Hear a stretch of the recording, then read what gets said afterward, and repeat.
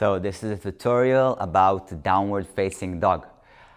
You will spend quite a bit of time in downward facing dog, and although as soccer players you don't need so much strength in the upper extremity and the shoulders and the elbows, of course you do, not so much, but they're gonna work. But the main objective for you is to stretch those hamstrings and really go into them and work slowly to open them as we go forward in the practice. And also they are going to be strengthened, so it's actually also a strengthening and stretching for them.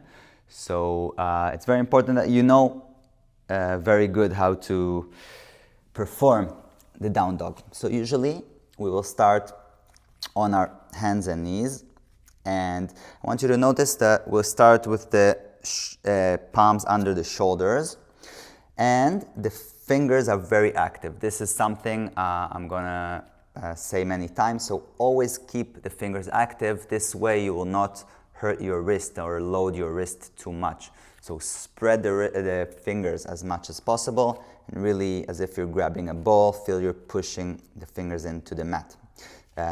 This will also take a little bit of the load from your shoulders.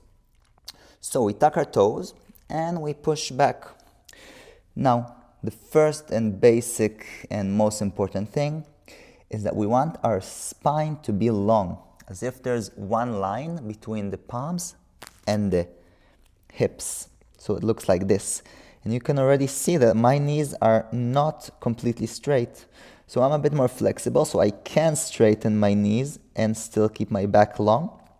But if you can't, and this is what happens for many people, so you just bend the knees as much as you need in order to have the back straight, trying to bring the chest between the shoulders.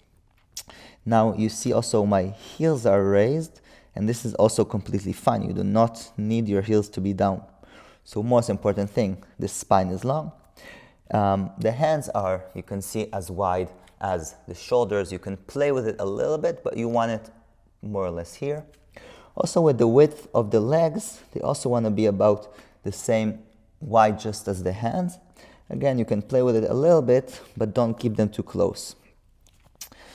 And then what we usually do, we start by what we call walking the dog, because this can be a strong stretch. But when we take some movement here, we can go softly into it.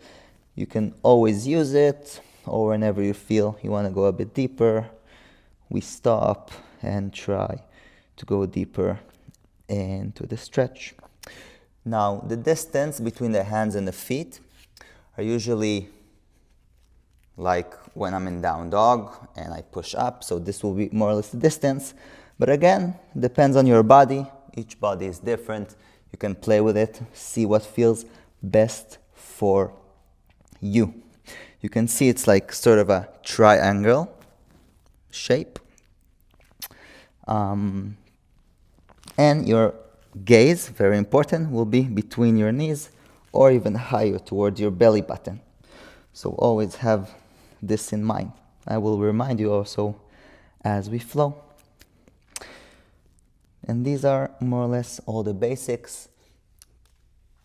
Very important to bend the knees if you need.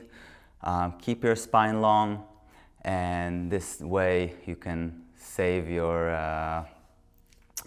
back and enjoy this posture, as we're going to hold it quite a bit.